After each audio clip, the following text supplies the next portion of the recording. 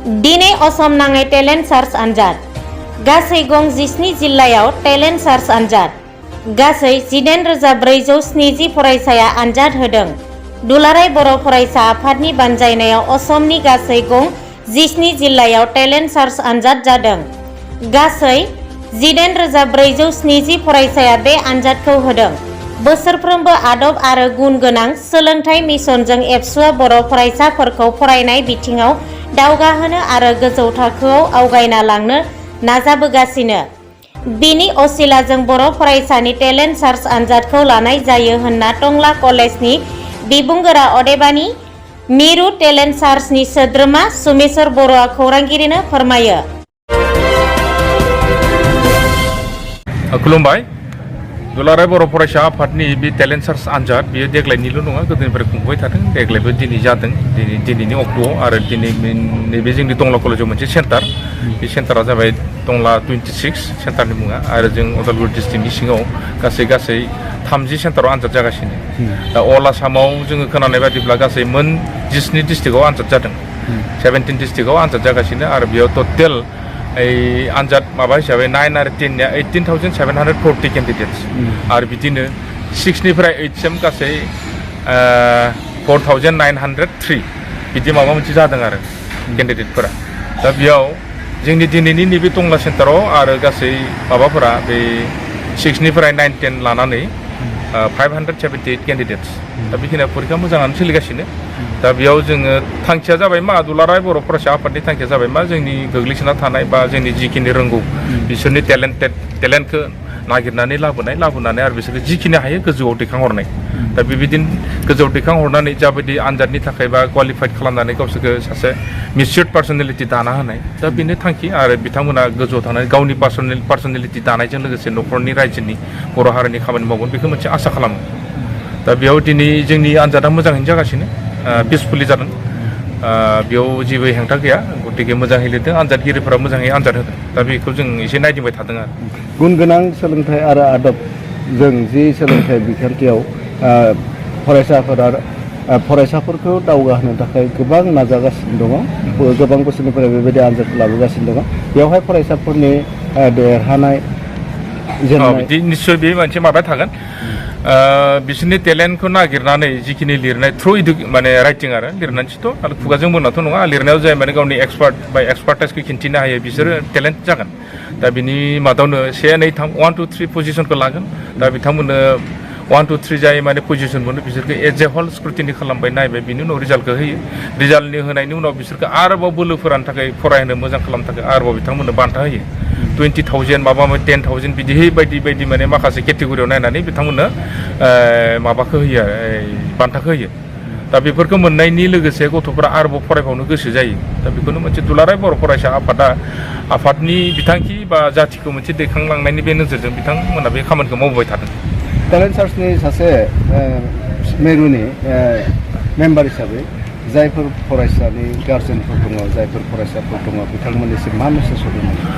दा जोङो मोनसे फोथायो, जोंनि बर' हारिनि जायफोर बिगोमाफोर, गार्जेनफोर, बिथांमोना बे टेलेन्ट सार्चनि गेजेरजों मोनसे फोथायनायखौ लाखिनांगोन दि बिथांमोना बेफोराव हरोब्ला जोंनि अन्तत' एक्सपेरिमेन्टेल बेसिसबाबो बा एक्सपिरियेन्स जानायबाबो बा खेबसे नङा खेबनै खेबथामबाबो होनानै बिथांमोना मोनसे नङा मोनसे गोजौ थाखोनि आनजादाव बिदि पजिसन लाहैनो हागोन। दा बेखौ जों सानो। आरो ओंखायनो जों बिथांमोनखौ जों खावलायहरो, बिथांमोना जेनेबा बेबायदि आनजाद खुंनायाव बिथांमोना गावसोरनि गथ' फिसा-फिसौफोरखौ हरनानै जेनेबा बे आनजादाव माने बाहागो लाहोनांगौ आरो गावसोरनि टेलेन्टखौ बिदिनिफ्राय दिनै एसे गाबोन एसे वान आफ्टार एनादार बिथांमोना गावसोरनि नलेजखौ इनक्रिज खालामलांबाय थांनांगौ। दा बिनि उनावनो लासैहाय मा जागोन, बै मानसिया जि गावनि लेटेन्ट पटेन्सियेलिटि सिङाव एरसोना थानाय जि गुनफोर, क्वालिटिफोर, बेखौ उनाव बेयो एक्सप'जार खालामनो हागोन आरो। दा ओंखायनो बिमा-बिफानिबो बेयाव रुल थानांगोन। गोजोन्थों। गुबुन गुबुन जिल्लायाव टेलेन्ट सार्च आनजाद खुंनायजों लोगोसे टंलायावबो टंला जौमा फरायसालियाव टेलेन्ट सार्च आनजाद खुंदों। बावैसो उदालगुरि जिल्ला कबिरालि गोजौ फरायसालियाव खुंनाय टेलेन्ट सार्च आनजादनि खौरांखौ दैथायहरदों निउज 24 बड'लेण्डनि खौरांगिरि भुबन बनिया बिथाङा। कबिरालिनि टेलेन्ट सार्च आनजादाव उदालगुरि जिल्ला एबसुनि लेङाइ आफादगिरि रबिन्द्र बर' आरो कबिरालि फरायसा आफादनिफ्राय खौरांगिरिनो फोरमायहरनाय राव news desk report news 24 Bodoland.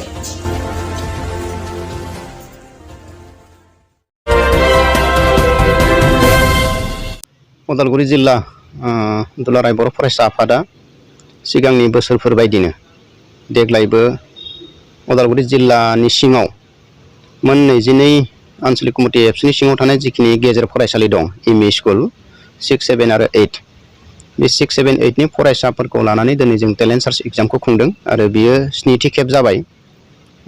सिगांनिफ्रायनो जिहेतु खुंबोदों देग्लाय 7थि खेब जाबाय, नाथाय गेजेराव 1-2 बोसोर जोङो दोनथ'नो गोनां जादों। कारना जाबाय कर'ना भाइरासनि थाखाय जोङो बे टेलेन्ट सार्च एग्जामखौ लानो हायाखैमोन।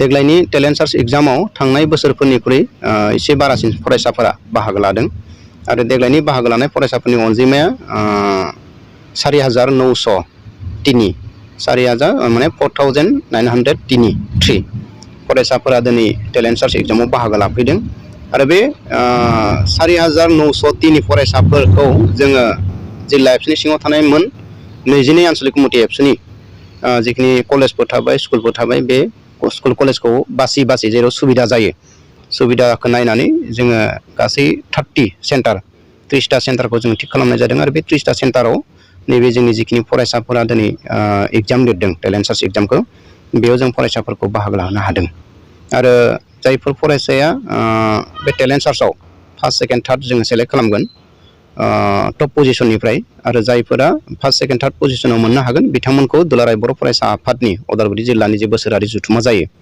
बे बोसोरारि जुथुमायाव जोङो बिथांमोनखौ बरायनाय जागोन आरो बरायनायाव जोङो जाय टपार बिथांनो जोङो 10,000 सेकेन्डनो 4,000 आरो थार्डनो 5,000 लोगोसे दुलाराय बर' फरायसा आफाद उदालगुरि जिल्लानि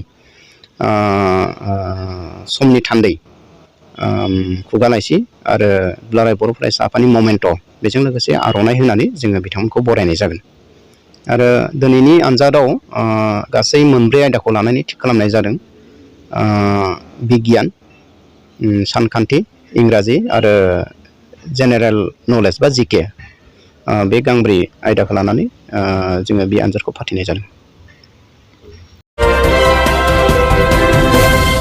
गिबियावनो बयनिसिमबो खुलुमनाय थाबाय।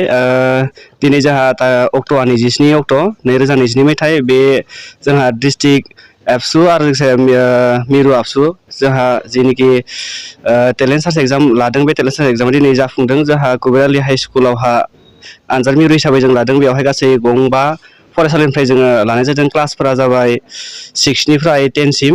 दा बेखौनो जोङो दिनै खुंगासिनो दङ आरो बुंनो गोनां जेबो गैला, बेखिनियानोसै। साबजेक्टआ गासै जोंहा 2नि सायाव जादों। साबजेक्टआ जाबाय बिगियान सानखान्थि ससियेल साइन्स आरो रिजनिं आरो इंलिस गासै बे साबजेक्टनि सायावहाय जोङो लानाय जादों आरो फरायसाफोरनि मोननायखौथ' जोङो एसेबां लोरबां मोनाखै, एसे मोजांखौनो मोनदों। दा नायनोसै बेसेबां पजिटिभ फैयो रिजाल्टआ, एसेयानोसै।